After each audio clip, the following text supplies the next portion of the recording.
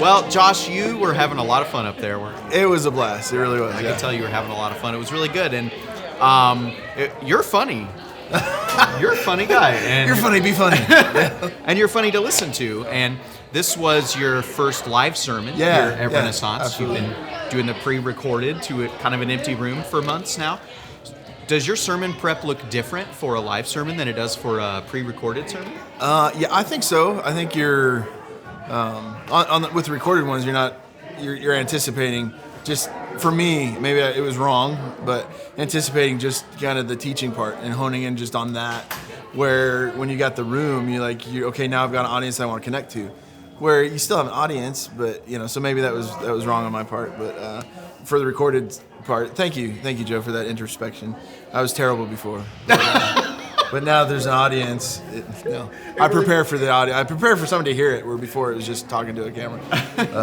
But yeah, I think you do. Yeah. I did. I prepared. I felt like I prepared differently. That makes a lot of sense, for sure. Well, the message was great, and I love the whole idea of coffee among theology versus being taken out of context and used improperly. And something you said in the beginning was that sometimes these verses lose their meaning. Yeah, absolutely. And so you took the idea of being blessed and highly favored, and you really gave it a great perspective, a great meaning. Like, what does it mean to be blessed by God? And then you gave us this awesome illustration of being his children. Yeah. And how your kids have access to every realm of your life, which is really cool. Yeah, so I'm excited for you to start having kids, so you can know that you'll never have alone time until they're out of the house, and then maybe even then they still come in and get in your fridge. So that's a great point. I couldn't help but think about how even today, if I go to my parents' house and knock on the door, they get mad at me. I get to barge right in. And you brought that up, how God says we can come boldly before his throne. Yeah. Just like Arrow barges in to the bathroom for you. Complete access. I love that. I thought that was super cool. We really do miss the meaning of that, what it does it mean to be blessed. And you gave us a great picture of it. Yeah, we're his children. The Old Testament has an idea that's kind of similar to adoption that you brought up in the beginning. And it's when a man died and left his wife without children, his brother was required to take his wife and give her children, specifically, which is almost in a sense of adopting the family as his own. Do you want to talk about that a little bit? Yeah, so it does. It has.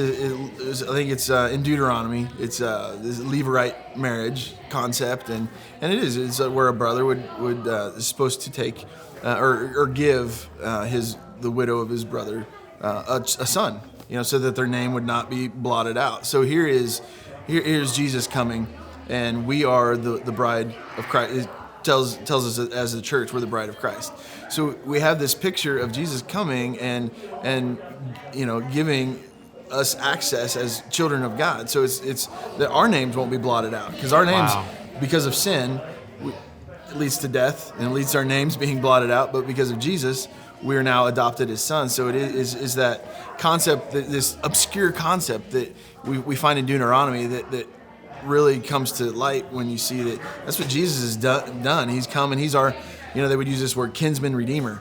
And so it becomes this whole picture of him making a way for us to be children of God, so that our names will not be blotted out.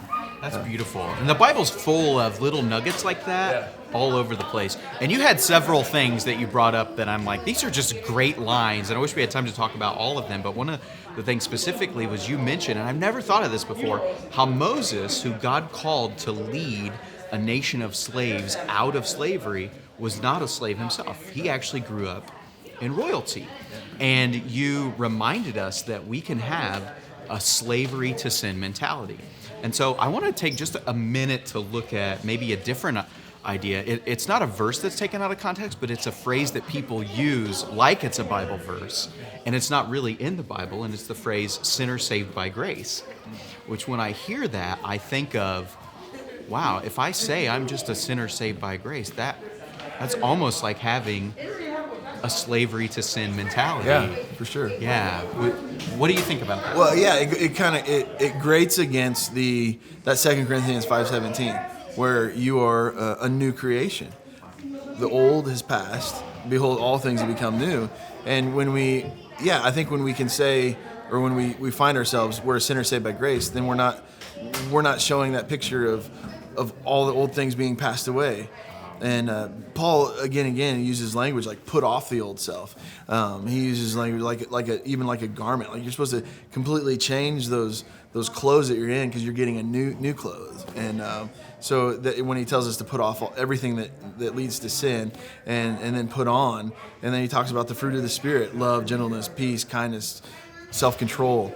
So he lists off all these fruit of the Spirit, what it looks like to live a life filled with the Spirit, which is what our life is supposed to look like. So we're not, if we get into that mentality, we're just a sinner saved by grace. Well, it's like, then we forget that, no, you've been made new. Wow. We're children. We're not slaves anymore. Yeah. Just like Paul said. I love that. There's this, again, kind of this obscure proverb that says, the world cannot bear three things, and then it tells you four. How they would do that to kind of prove a point or whatever. But one of the things is if a slave ever becomes a king.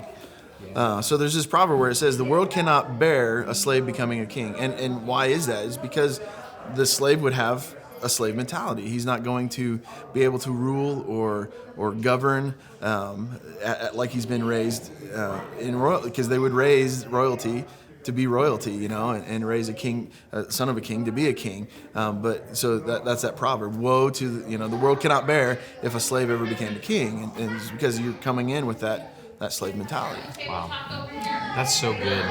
You also brought up this verse in Genesis 1 where God bends down, and I love the picture that you gave us. He bends down and he picks up the clay and he forms a person. And Ephesians says that we're his workmanship, literally having the idea of God molding us like a piece of clay. What do you think life would look like if we stopped considering our circumstances as a result of sin in our lives or punishment from God or just life being hard, and we started considering God's fingerprints are on everything and the pressure is him forming us? What would that be different for us? How would that? Yeah, I think, and to bring it back to I think most of the message today was formed out of Romans 8. And we'd go to Old Testament or whatever, but we'd always come back and say, here's the slave mentality Paul's addressing, throughout his writings, but specifically here in Romans. And again, it Romans 8, it gets down to that part where it says God works all things together for the good of those who love him and are called according to his purpose. So it's still, yes, we are.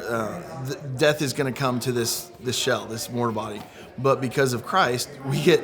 That's one of the, I know I preached, but that was one of the parts I loved, is like he gives us a new heavenly body and our spirit, so our body and spirit are still eternal, which is what was intended in the beginning. But we're living in this life of sin, and in Romans 8, it talks about creation groans. So it's given this language of even creation is groaning, waiting for us to understand who we are as children of God, but for their redemption to happen. So even creation groans. That's so true. One last thing I want to ask you. What do you do to remind yourself that you're blessed as God's son? Oh, what do I do to remind myself? Oh my gosh. I think the perfect example is my kids. When I look at the kids through my eyes and seeing that, like, that's the picture that God has, and the Bible talks about how even how good we want to be as fathers, but it's like nothing compared to God. So it's like all our good deeds are as a father are evil. It says, compared to, and I think about how much I love my kids, how much I do for my kids, and how much I want my kids to succeed, and compared to God, that's evil. Like, and it's not that I'm evil, but he's saying in comparison, like, look at how much. So I see his heart for me and my heart towards my kids. Wow. Yeah. That's beautiful. Very cool. Thanks for that. Thanks for your message. Yeah. I like you. Love you too, Joe. Love you more. Cut.